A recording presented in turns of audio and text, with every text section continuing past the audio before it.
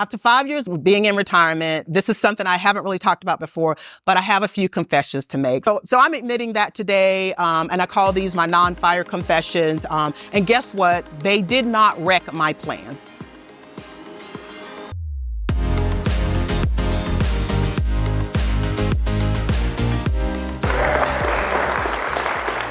Hey.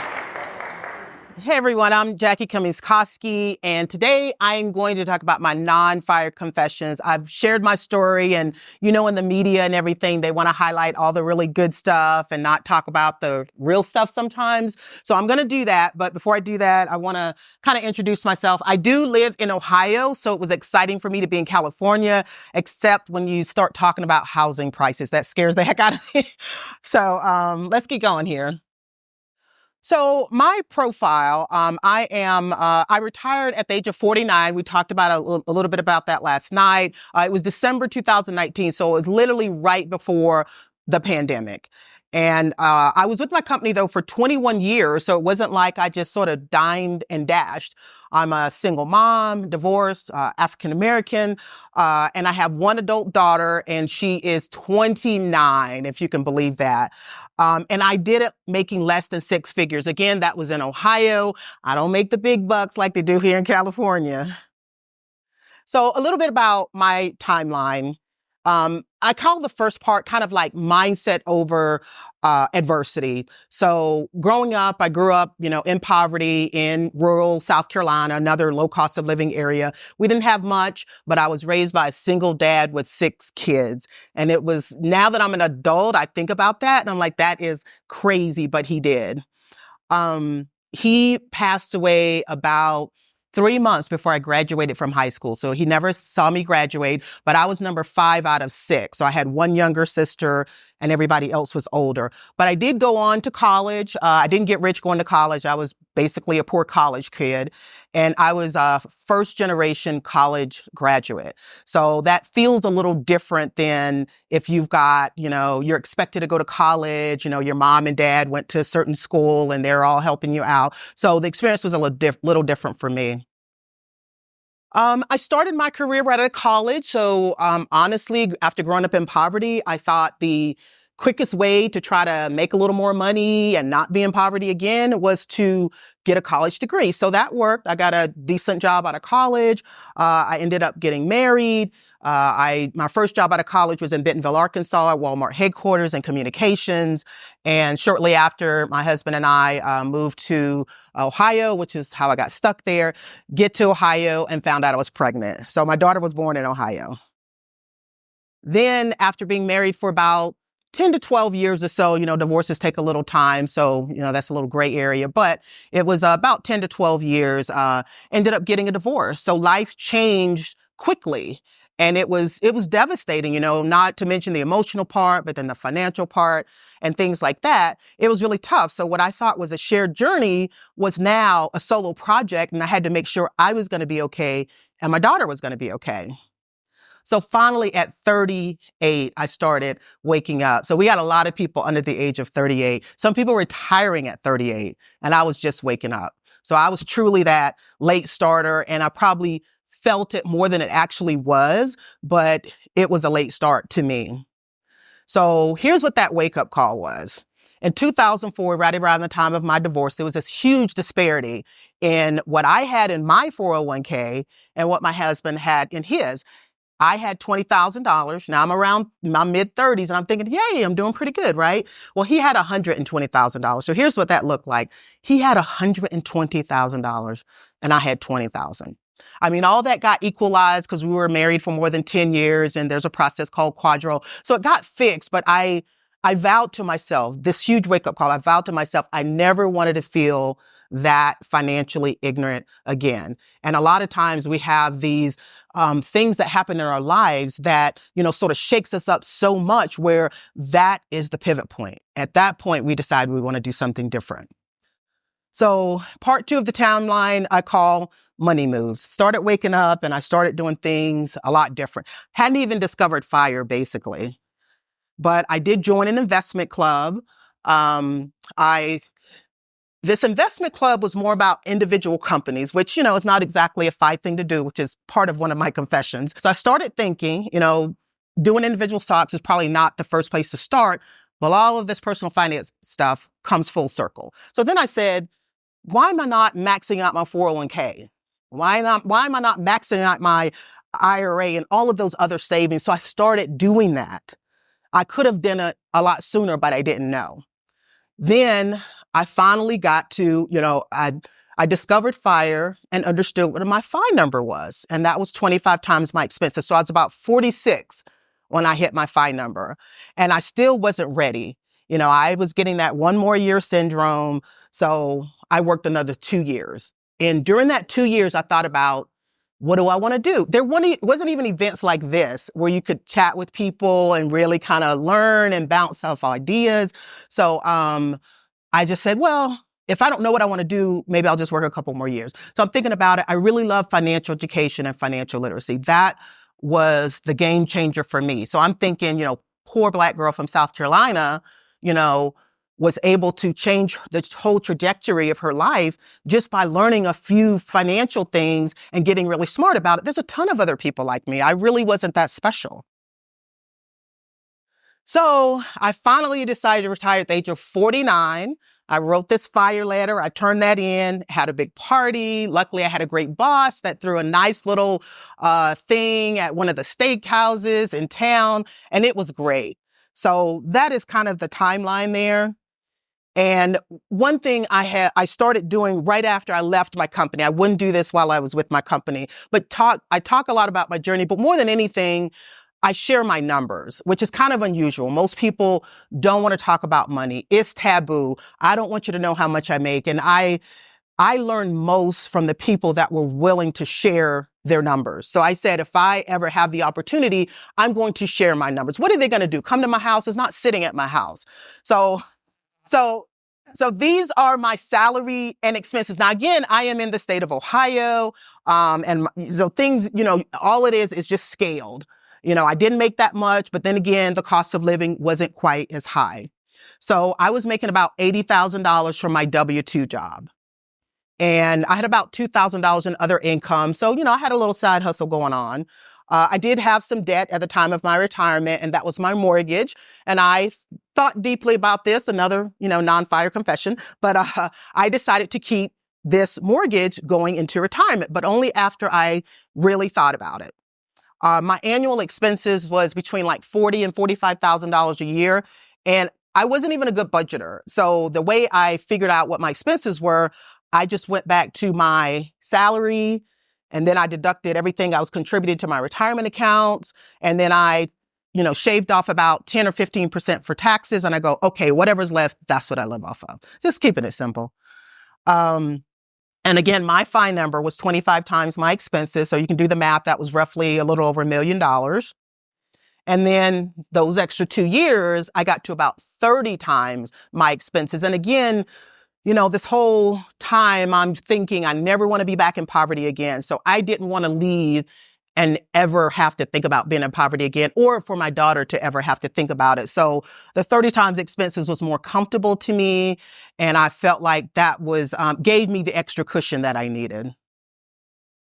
So the thing I want to point out here, and when I'm in a lot of general audiences, not smart 5 people like you guys, but the whole takeaway from this slide is that I was living off of less than I earn. If you spend everything you earn, even if you make $350,000 a year, if you spend all of that, you will never build wealth. So the next part is my saving and investing. I feel like I was a better saver and investor than budgeter. So lean into your superpower. That's what I had to do. So I first saved 10% because that's what everybody told me to do, right? I got a little bit of a company match, and I thought this is where I needed to be. So I moved that up. When I started waking up, I moved it up to 40%. And you know what? It didn't even feel that hard. I just didn't know what to do. I could have been doing the 40% a lot sooner and probably would have made it to FIRE a lot sooner. So this is how the savings broke out. So I maxed out the 401k. I had a very generous company match. I maxed out my Roth IRA. I never made be above the amount where I couldn't contribute directly to my Roth. I maxed out the family HSA. That was me and my daughter. And I had about $2,000 in other investments. So that's how all of that broke out. Now, on this slide, the main thing is that I started with something. So when I, sort of figured some things out and I started getting on the right path, I didn't start at zero. So when people say, well, I'm barely saving anything, it's better than nothing. It's better than starting at zero. So this is my last W-2 in 2019. And this was a decent year. Part of my salary was commission, so it would vary. So this is a decent year. So this is not, I know, don't laugh at my paycheck, okay? California people, don't laugh at my paycheck. But I got this year, my last full year at my company was about $90,000. And then you can see all the deductions that are coming out, right? And my take home after that was about $58,000. So already that's a huge chunk gone before I ever see it. And then after that, the taxes took me down to about $50,000 a year. And then I lived off about 40 to 45. So there's a missing 5,000 somewhere, but I got close. So as you can see, all of the deductions that were coming out, so that's going into savings. And honestly, when I was really young, like in my 20s, when I was putting money into my 401k, it didn't feel like my money. So I didn't even think of it as my money. And I guess either nobody explained that to me or I didn't understand. And I may have felt differently about it if I knew it was longer term. And maybe if I knew that I didn't have to wait till I was 65. So that's something that seems like younger people will grasp a little bit better, to say, you don't have to wait until you're 65. You can take a career break or sabbatical, or, this is your cushion of money. This is your money. Because I didn't grasp that when I was in my 20s. So here's the network breakdown after saving all that money, right? So I've got the 401k, that was the bulk of it. The next one was the traditional rollover IRA, and that happened to be the split when I got divorced and we did the quad draw and all of that. So that grew to be my second largest pot of money. And then here are all the other ones: health savings account, Roth IRA. I had a teeny tiny company pension, not like the juicy one that you're getting. But I was happy to have it. There's the car and all of that. Now, obviously this didn't happen overnight. So I like to show the timeline. So this was 2004, right at sort of my pivot point to like 2022. So if you look, and if you haven't done this, this is kind of a cool exercise, right? Kind of plot your net worth or your FI number growth along with what was going on in your life. So when I did it, it kind of looked like this, peaks and valleys. And then we had that nasty 2022. I wasn't contributing anything in 2022. So my net worth dropped by like 21% in 2022. We know it bounced back, but it still wasn't pretty. And I can tell you that the most powerful exercise I've ever done with my money has been a net worth statement. So for younger people, that is a great thing to start with. If they're saying, hey, how do I become a millionaire? How do I become rich? You say, let's start with a net worth. Let me show you what that is. So next, I get this question all the time. I used to not have it in my slides, but I'll just share what I was invested in and not even recommending it to anyone else, but this is what I had. I had some cash and cash equivalent. When I retired, I made sure that I had at least 3 years worth of living expenses in cash that was not in the stock market. So COVID scared me, no doubt, but I shouldn't have been as bothered as I was because I did have that set aside. I have that little frozen pension, that's sort of fixed income too. I have my single stock portfolio and my investment club portfolio. And the rest is like a growth stock. I lean towards growth, which is another confession, but we'll talk about that later. When I said peace out at my job, I wrote them a nice little letter. That was my resignation letter. And I won't bore you with the whole thing, but I said to them, I know my 40s is a little early to retire. And some may even say I'm giving away the golden ticket. My dad would have said that. But I've certainly spent many months, maybe even years, imagining such a divergence from the norm. And ultimately, I came to this conclusion. I could either follow a traditional path or blaze my own. And I chose the latter. So that was the end. Yeah. So so last night we had a group that was talking on the topic of life after fire. So we get a lot of questions about that. People are like, what does that look like? Well, I wanted to mention 5 just random things that I learned since I retired. Precision is not required. I would have never felt that way approaching fire. But afterwards, I'm like, I stressed out a little too much, or I was a little too precise with that spreadsheet and all of that stuff. So precision is not required. There are big bonuses rolling over your retirement account. Everybody talks about travel bonuses and rewards points. When I was, my biggest chunk of money was in my 401k. Well, I was strategic about, rolling it over to an IRA. It's like whoever was the highest bidder with the best bonus money, that's who got it. So it is really possible to get your tax rate, your effective tax rate down to 0. I did it. I've been retired for 5 years. I did it twice. So I'm like, oh, this is great. Cause I would read about it. I'm like, really? So I learned that. The value of community and like-minded. So even though I'm retired, I will always come to FI events. I will always come to CampFI. I just enjoy the energy. And I learned that there was plenty of free mint leaves at the park that I go to every day. And it was mainly because I was probably thinking about work. I was thinking about other stuff.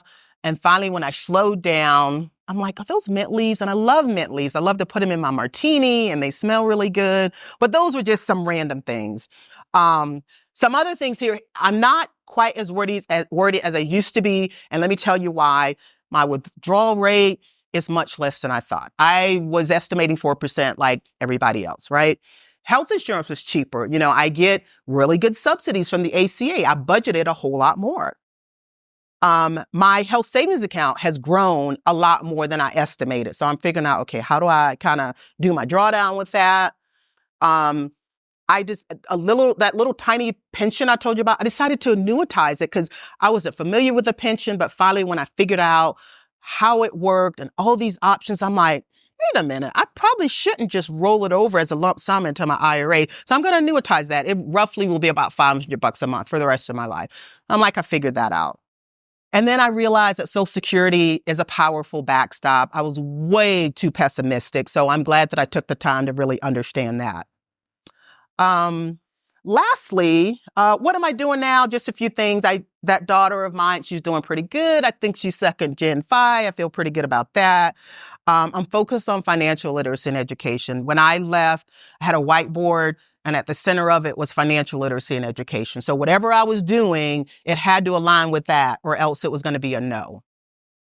I did go back and earn my master's degree. I know the worst return on investment ever because I'm not really doing much with it, but I wanted to do it for my own satisfaction. I ended up with a 4.0 and this was a big do-over for me because I nearly flunked out of undergrad because I was working full time and I had a lot of stress and things going on.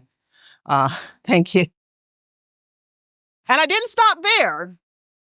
I earned some financial credentials because, I don't think that there's enough financial professionals, CFPs, AFCs, or whatever, that know the FIRE community. So I feel like we are actually going to have to breed our own. So if anybody's ever interested in going for the CFP, the AFC, or whatever, I did all of that. I don't plan to practice in the traditional way, but I feel like I can use my CFP in a way that's going to benefit the communities and the people that I want to give back to. So luckily I had the luxury of doing that. Got all kinds of passion projects. And I'm wondering if I'm still retired. I'm not ready to say that I'm not retired because a lot of this stuff isn't bringing me much money. The biggest things that I'm working on is I have the book F.I.R.E for Dummies. You've seen that. And then I co-host a podcast called Catching Up to FI. And my wonderful co-host is Dr. Baughier, who has been very vulnerable and shared his story of a very high income earner and how he was a late starter living paycheck to paycheck for most of his life too. So I respect him a lot. One other thing is just 5 years after retirement, this is what the portfolio looks like. A lot of people ask about that. So I started at 1.3. It was growing until 2022. We had that big dive, right? It popped right back. So at the end of 2023, my net worth had grown and I'd been retired for 4 years, taking money out of my portfolio. Thank you. Okay, now let's get into it. Okay. After 5 years of being in retirement, this is something I haven't really talked about before, but I have a few confessions to make. So I'm hoping I'm in among friends and you won't laugh at me or say anything or judge me or anything like that. And hopefully there's other people. So I'm admitting that today. And I call these my non-fire confessions. And guess what? They did not wreck my plans. All these happened kind of before. They didn't wreck my plans and they won't wreck yours either. So if you're not doing everything perfect, that's okay because you're human. We're all human. So, in case anyone doesn't know the tenets of FIRE, and this is not the official, but these kind of hit most of them, right? Index fund investing, minimizing your expenses, especially the big three, optimizing taxes, multiple streams of income, decreasing, high interest debt, increasing your savings, and then that 4% rule and, the 25 times your expenses. So that's just a quick reminder of these tenets, and some of the confessions here go against these tenets, right? Okay. So the first one, I'll go through the 5 and then I'll explain, okay? So I used a 401k loan, okay? I retired while still having debt. Every financial professional warns against that, right? I never used VTSAX as my go-to fund. VTSAX and chill. I've got probably the little stop sign with a cross through it. Let's see. I invest in individual stocks, as I mentioned. Okay, I got somebody on my side. I drive a luxury car. So I know some of these California people, somebody's driving a Tesla. That's how, hey, there you go. I would have thought it was you, LA guy. Okay. But wait, let me explain. So let me explain. So the 401k loan, I was sitting with someone that said this too. So don't bail on me now, but, I took a 401k loan. It was 2009. So it was right after the real estate bust, got a really great deal on it, decided I was going to pay for it with cash, took the $50,000 401k loan, used some of my own money, and I looked at all the provisions. And this was interesting, that one of the provisions was that if you separate from service, you could still continue paying the loan through the custodian. So I'm like, that makes me feel a lot better. I breathed easier. And then remember the principal and the interest I was paying was going back into my 401k. So I was getting a little bit more in there than I normally would have. So I did that one. So who would have done this if they were presented with this scenario? Anybody? Okay. I won't say how little people. Okay, here's the next one. Retired while still having debt. Okay. So, I kept my mortgage. I looked at it. I looked at the interest rate. The debt did not keep me up at night, but I know it does bother a lot of people, but I had to look at it for me. And I was planning to sell the house at the time. I did not sell as soon as I thought. I still have the house, but, that's why I ended up doing that one. The next VTSAX, I had to do my own research. I know it's a very easy way to do it. And if you don't want to do any research or anything, that will get you where you want to go or something similar. But I'm growth minded. I think it comes from investing in individual stocks or individual companies. So, my go-to fund is just a Vanguard growth fund that's still very low fee, but I did the research up front so that whenever I want a stock fund in my portfolio, that's the one I go to. So I never really did VTSAX. Okay, I invest in single stocks. I know somebody think this is crazy, but I love doing research on great companies. That investment club, it was really helpful, and I felt really good about really digging into Apple and the leadership at Apple and the growing sales, stuff that bores people. And most people don't have the inclination, but I do. I nerd out on it. I've even attended annual meetings. I vote my proxy. So I think I will always have a single stock portfolio. So that's me on that one. The last one, I drive a luxury car. Can I talk myself out of this one? Okay. I still follow the tenet of sort of lowering the expenses. We've got people obviously that buy or lease cars. It always has to be brand new. I always buy pre-owned. My sweet spot is 3 to 5 years. where I can get it about half off of what it costs brand new. My favorite brand is Lexus because they're very low maintenance. It's basically a Toyota, luxury Toyota, basically.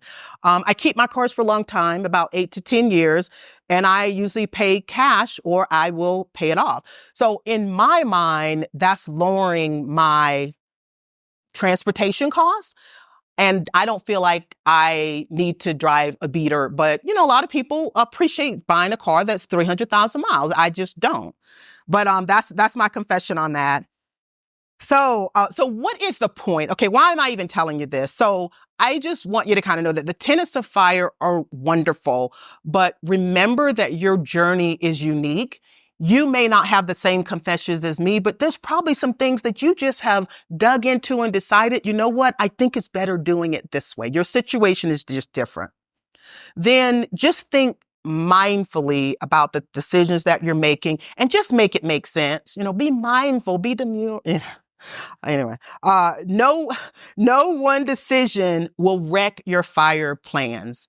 We're all going to make mistakes. It doesn't have to throw you off or anything like that. And even if it goes against the grain, stay away from small-minded, judgy people. Sometimes before I can get, I took a 401k loan out of my mouth, they're like, oh my God, you should never take a 401k. And I know that, but generally, if someone's telling me something that are in my head, I know it's sort of against the grain or doesn't kind of follow the tenets, I'll just say, well, tell me a little. I'm just more curious than anything because, for the most part, I'm around pretty smart people. So I know there's probably a reason.